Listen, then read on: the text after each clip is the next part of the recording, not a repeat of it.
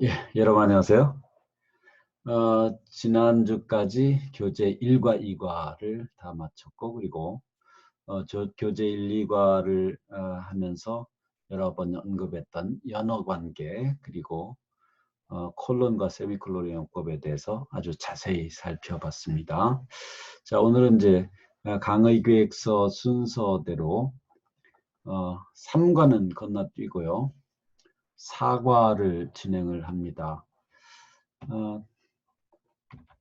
항상 그랬듯이 여러분 또 이렇게 야생화를 보면서 시작하기로 하죠.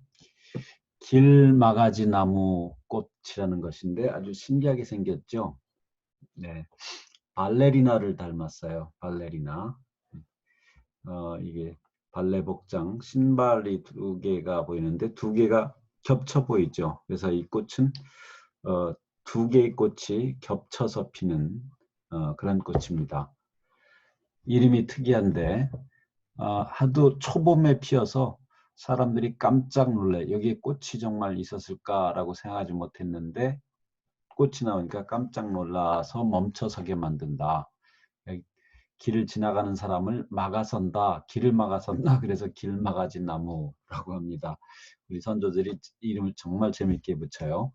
자, 요 꽃, 두 개의 꽃이 붙어가지고 하나처럼 피는데 이게 이제 6월, 7월이 되면 열매를 맺습니다. 그 열매 모양이래요. 꽃 두 개가 겹쳐서 피다 보니까 열매도 두 개가 붙어서 완성이 되는데 신기한 게도 하트 모양이죠. 근데 이게 앵두 종류예요. 앵두과의 식물이기 때문에 이 하트 모양의 열매를 먹을 수 있습니다. 약간 달콤한 맛이 나요. 전혀 독성이 없어요. 그래서 혹시 여러분 지나가다가 이런 열매가 있으면 먹어도 됩니다. 재밌죠? 자, 여기서 여러분한테 내가 질문을 하려고 그래요. Are they the same or different? 이 두 개는 똑같습니까? 다릅니까? 라는 질문인데요. 모양으로 보면 다르죠. 그리고 하나는 꽃이고 하나는 열매라는 점에서 다르죠. 하지만 같은 나무죠. 같은 길막아지 나무의 그 시간에 따른 그 다른 모습인데요. 우리가 사회 현상을 볼 때도 똑같은 것인데 다르게 볼 수 있어요. 어느 쪽에서 어느 논점에서 보냐에 따라 달라질 수 있죠. 우리가 문법 공부를 할 때도 마찬가지입니다. 예를 들면 동명사라는 것을 어느 쪽에서 보면 동사와 똑같이 행동을 해요. 그 동명사가 타동사에서 만들어진 거라면 동사처럼 타동사처럼 목적어를 필요로 하는 표현이고요. 동명사는 또 명사이기도 하죠. 그래서 명사처럼 주어나 목적어 등의 기능을 할 수가 있습니다. 그러니까 하나가 어느 측면에서 보냐에 따라서 그 기능이 달라지는 현상이 영어 문법에 나타나는데 우리가 이런 요 야생화의 모습에서 서로 비유해서 생각해 볼 수가 있습니다. 자, 지난 시간 여름에 걸쳐서 출석 점검용 설문을 여러분에게 던졌는데 그 중에서 이제 한 두 가지만 추려봤어요. 첫 번째 문법적으로 올바른 문장을 고르시오. 일종의 터프 구문에 대한 거였는데 여러분들이 정답에 가장 많이 표시를 했습니다. The Northwest Passage was difficult to use. 북서항로는 사용하기가 어려웠다. use라고 하는 타동사인데도 불구하고 목적어가 없어야 되지. 여기다 뭐 it이니 itself니 또 뭐 다른 뭐 use 무엇을 가지고 사용한다 뭐 이런 것이 있어서는 안 돼요. 왜 그러냐면 이 경우에 이 문장의 의미가 이런 뜻이었죠. 북서항로를 사용하는 것은 어려웠다. 즉, it was difficult to use the Northwest Passage. 이런 뜻이었고, 이걸 표식으로 해보면, 원래는 요 Northwest Passage라는 것이 요 주어 자리에 있는 요것이 use라는 요 타동사의 목적어 자리에 있었던 것인데, 주어 자리로 이동한 셈이 된다. 그러다 보니까 이 The Northwest Passage는 이 문장에서 주어 기능을 하고 있지만 또한 의미적으로 볼 때 use라는 타동사의 목적 기능을 하는 아주 독특한 이제 구문인데 이런 구문이 많지가 않아요. 아무 때나 되는 것이 아니고 요 형용사가 difficult라든가 possible, impossible, easy 이런 종류일 때만 가능하다는 거 다시 기억을 일깨워 보시기 바랍니다. 그 다음 2번 문항에서 이 공란에 들어갈 게 뭔가 찾기가 좀 처음에 보면 헷갈릴 수도 있는데 플랜트였죠. 플랜트. 그래서 왜 그러냐면 이 플랜트라는 게 식물만을 뜻하는 게 아니라 여기서 파워 플랜트가 되면 여기는 발전소라는 뜻이라는 거 기억하시기 바랍니다. 플랜트에 식물이란 뜻 말고 설비, 공장이라는 뜻이 있다. 그래서 여기는 에너지를 내기 위해서 석탄을 사용하는 발전소 이렇게 이제 형성이 돼야 되는 거죠. 네, 그 밖에 설문들에 대한 답은 여러분이 교재와 더불어 생각해 보시고 그래도 모르는 게 있으면 질문해 주시기 바랍니다. 자, 지난 시간에 연어관계와 콜론, 세미콜론에 대한 공부를 했는데 연어관계 잠깐 그냥 일깨워보면요. 연어관계, 콜로케이션이라고 하는 것은 논리적이거나 의미적인 이유가 없거나 아주 빈약한 상태에서 두 개 이상의 단어가 유난히 잘 어울리는 현상인데 동사와 목적어의 그런 관계가 가장 많고요. 그 다음 형용사와 명사, 부사와 형용사, 동사와 부사 요 네 가지가 가장 흔히 나타나서 이것만을 지난 시간에 설명을 했지만요. 사실 주어와 동사 사이에도 또는 동사와 전치사 사이에 특별히 잘 어울리는 이런 관계 이런 것도 연어관계의 한 유형으로 봅니다. 또 전치사와 명사 또 어떤 명사 앞에는 늘상 전치사가 특정한 전치사가 많이 잘 어울리는 게 있어요. 그런 경우도 연어관계로 보기도 합니다.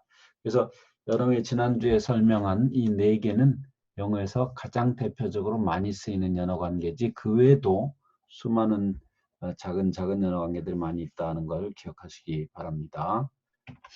자, 콜론과 세미콜론에 대해 설명을 했는데 콜론과 세미콜론 모양이 비슷해 보이지만 그 형성 과정부터 완전히 다르다고 했어요. 콜론은 처음부터 점 두 개가 이렇게 모여 있는 원래는 그 세모표 두 개가 서로 이렇게 마주보고 있는 데서 활자법이 시작이 됐어요. 하나가 너무 크게 됐네요.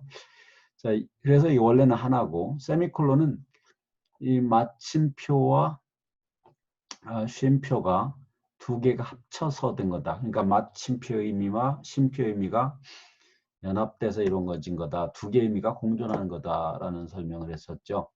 그래서 콜론은 앞에 언급한 특정 표현을 부연 설명하는 기능을 하며 즉 다시 말하면 예를 들면 이런 의미다. 그래서 이 예문의 경우에는 즉 요런 의미였었죠. 세미콜론은 앞뒤의 두 요소를 등이 접속하는 기능을 하며 문맥에 따라서 어떤 때는 and로 어떤 때는 but으로 또 어떤 때는 so 어떤 때는 therefore 어떤 때는 for 이때 for는 특별한 의미였습니다. 왜냐하면이라는 의미의 등위 접속사인데요. 자, 그래서 각각의 경우에 you can do errands for the shops are closed 이런 경우에 요 세미콜론은 왜냐하면이라는 for의 의미였다라는 거 기억하시기 바라고요. 이 아래 I like French movies, she likes Hong Kong movies 이 경우에 요거는 서로 두 개가 대조가 되죠. 그래서 but의 의미다. 자, 다시 보면요. 콜론과 세미콜론이 비슷해 보이지만 전혀 기능이 다르다.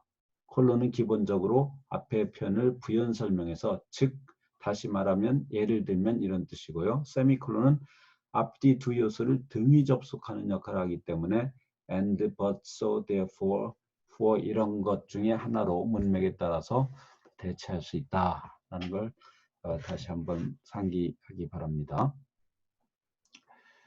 자, 본문에 들어가기에 앞서서 앞에 부분, 교재 앞에 부분을 먼저 잠깐 보도록 하겠습니다. 예, 항상 여러분 교재 앞에 부분에는 무엇을 공부할 것인가, 어떤 것을 생각해보면 좋을 것인가가 나오죠. 이번 과는 Customs and Traditions, 관습과 전통에 대한 여러 나라, 여러 지역의 관습과 전통, 즉 문화에 대한 얘기를 하는데요.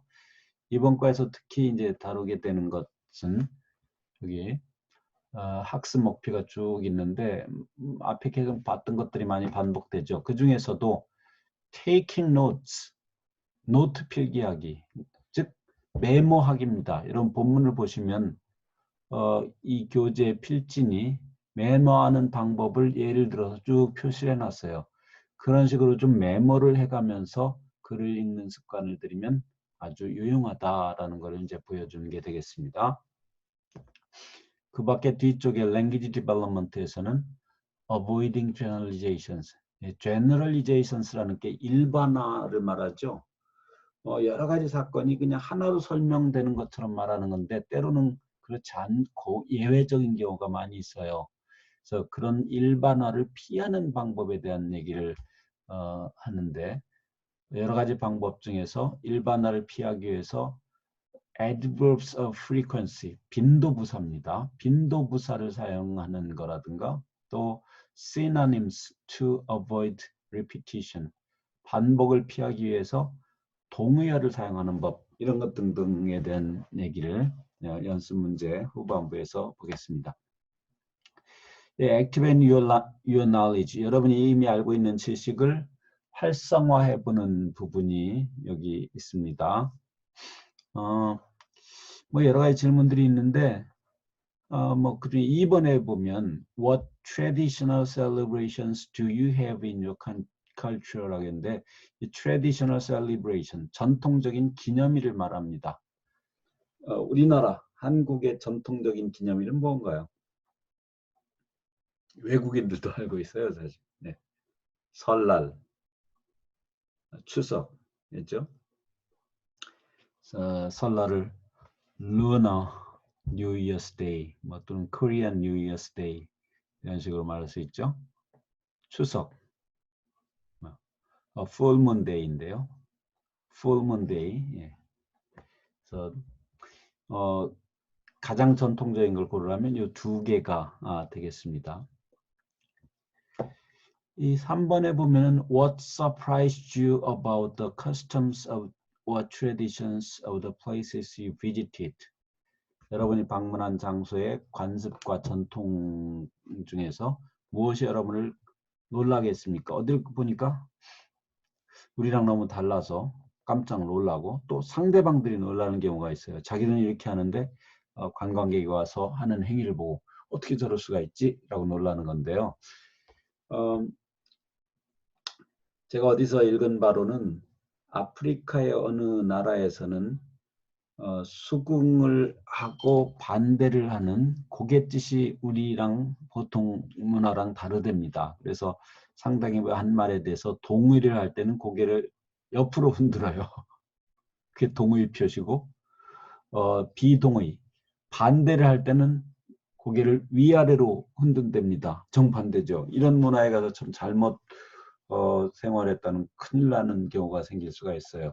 이번 과에서는 그런 여러 가지 문화적 전통의 차이점을 몇 나라의 예를 가지고 이제 살펴보도록 하겠습니다. 자, 이 본문을 다루기 전에 항상 우리가 해왔던 reading에 대한 preparing to read, 읽을 준비를 하는 이런 단계인데 여기 이제 연습 문제가 있죠. 항상 그랬듯이 연습 문제를 풀 때 뭐 답을 내는 것 자체만도 중요하지만 또 중요한 것은 여기 지시문을 잘 읽어야 돼요. 그래서 complete the sentences, 문장을 완성하는데 with the correct form of the words in bold. 볼드체로 주어진 것 중에서 그 단어를 correct form, 올바른 꼴로 답을 해라. 그러니까 뭐 때에 따라서는 형태를 바꿀 수도 있다. 바꿔야 한다는 거예요. 그 문맥에 맞게 하려면.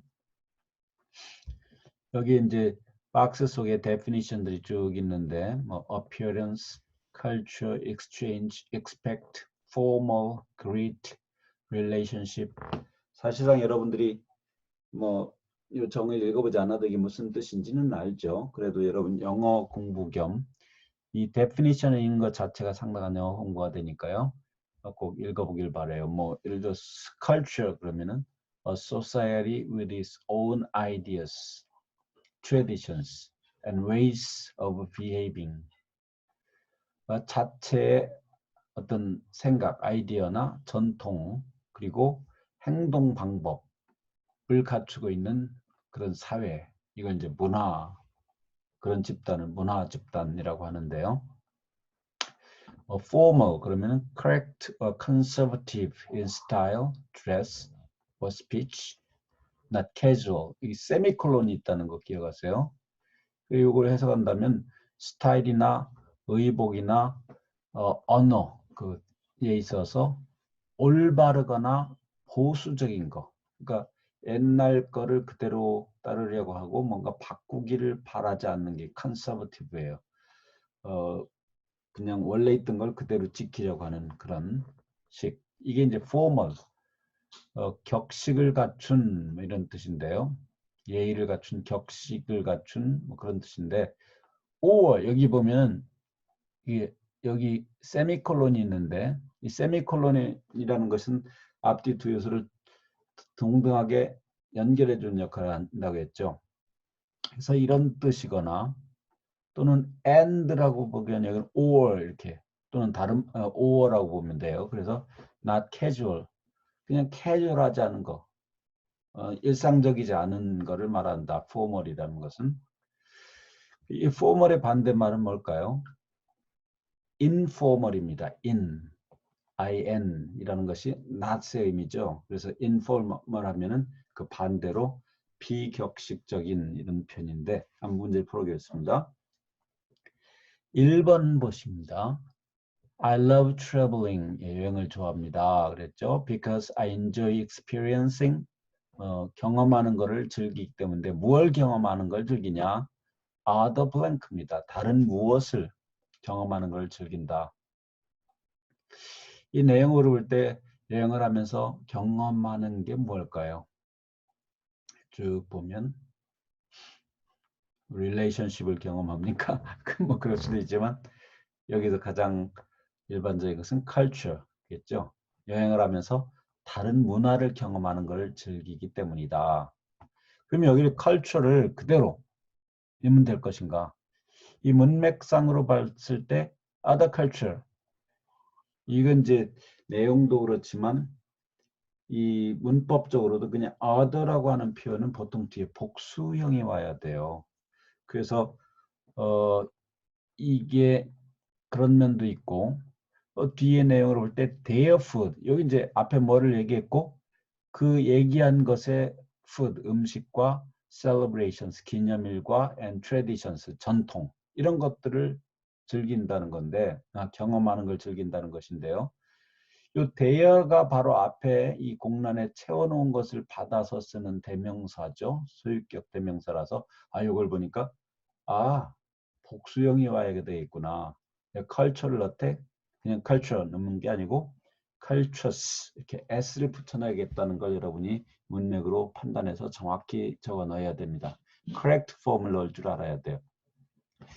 문화라고 하는 것은 가산명사입니다. 왜냐하면 이쪽 지역의 문화, 저쪽 지역의 문화, 뭐 어느 나라의 문화, 그 옆에 다른 나라의 문화 이게 제각기 다르서 셀 수가 있죠. 그래서 원래는 culture라는 게 추상적인 의미라서 원래 태생은 불가산 명사이지만 여기에서는 적어도 가산 명사가 되었다고 봐야 돼요. 그래서 cultures로 해야지 맞습니다. 5번 하나 더 풀어봅니다. Many languages have two ways to say you. you가 이탈릭으로 돼 있어요. 많은 언어는 you라는 표현을 말하는 당신이라고 말하는 두 가지 방법이 있다. 그래서 they have 여기 돼 있는 many languages죠. 어떤 word가 이거 근데 그러니까 이 언어에는 어떤 어휘가 있는데 to use in polite situations like work. work는 직장을 말합니다. 일하다라는 뜻이잖아요. 여기서는 직장이에요. 직장과 같은 공손한 그런 상황에서 사용할 어떤 식 단어가 있고 그리고 a different words for family and friends. 가족과 친구들에게 사용하는 또 다른 단어가 있다. 그러니까 you를 표현하는데 공식적인 직장과 같은 공식적인 자리에서 쓰는 공손한 자리에 격식을 차려자는 자리에서 쓰는 어떤 단어가 있고 가족과 친구들 같은 경우에 쓰는 다른 단어가 있다. 그런데 여기서 이제 이런 첫 번째 경우에는 공손한 환경이니까 formal word, 격식을 갖춘 표현, 공손한 표현 이런 걸 말합니다. formal이 여기 나와 있죠. formal이 여기 답이 있고요. 이 뒤에 빨간 줄 친 이 부분에 해당되는 그런 표현 뭐냐면 informal word라고 하죠. informal, 격식을 갖추지 않은 아주 친근한 어휘가 될 텐데요. 여기 you라고 하는 게 그렇다는 거예요. 우리말을 생각해 보세요. 우리말을 보면 예, 당신이라는 표현이 있고 너라는 표현이 있고 뭐 너희도 있고 우리말도 아주 다양한데 그 유럽어에도 그런 게 참 많다는 거예요. 독일어 같은 경우에 SIE라는 게 Z, 이게 소문자로 쓰면 그녀라는 뜻인데요. 이걸 대문자로 쓰면 S를 대문자로 쓰면 그들을 말하는 공손형이 됩니다. 그래서 이런 것들이 나라 말마다 다 공손형과 그리고 친근형의 표현이 다른 게 있는데 이제 그게 문화의 차이라는 거죠. 그래서 그런 문제도 우리가 어떤 문화를 경험할 때 생각해 봐야 될 여행의 어떤 재미있는 주제가 될 수도 있어요. 자, 오른쪽 페이지에 2번 문제를 봅시다.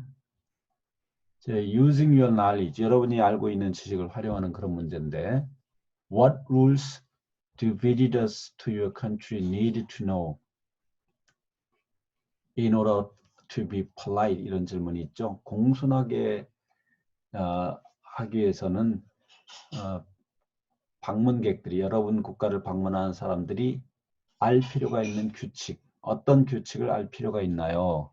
외국인들이 우리나라에 와서 공손하게 행동하려면 어떤 규칙을 적어도 알아야 되느냐 뭐 이런 건데 뭐 여기 쭉 항목별로 있어요. 여러분들이 이제 이거 생각해 보라는 건데요. 예를 들어서 greetings, 인사를 할 때 우리는 뭐 보통 허리를 굽히는 인사를 하는 것이 일상적이죠.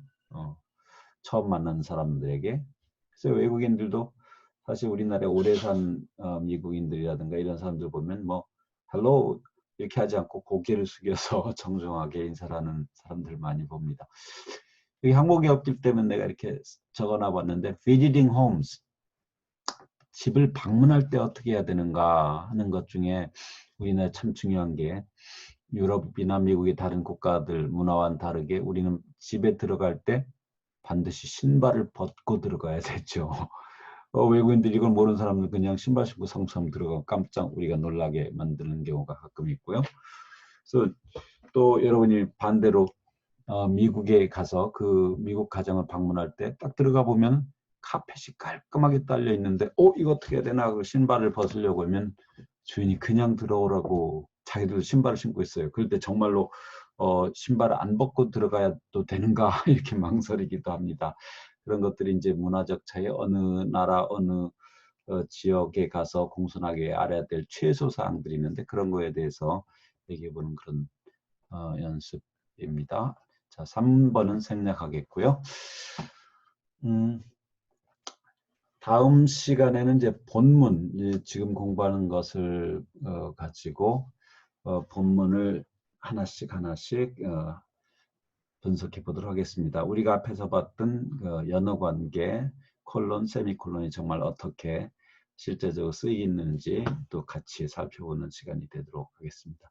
수고 많았습니다.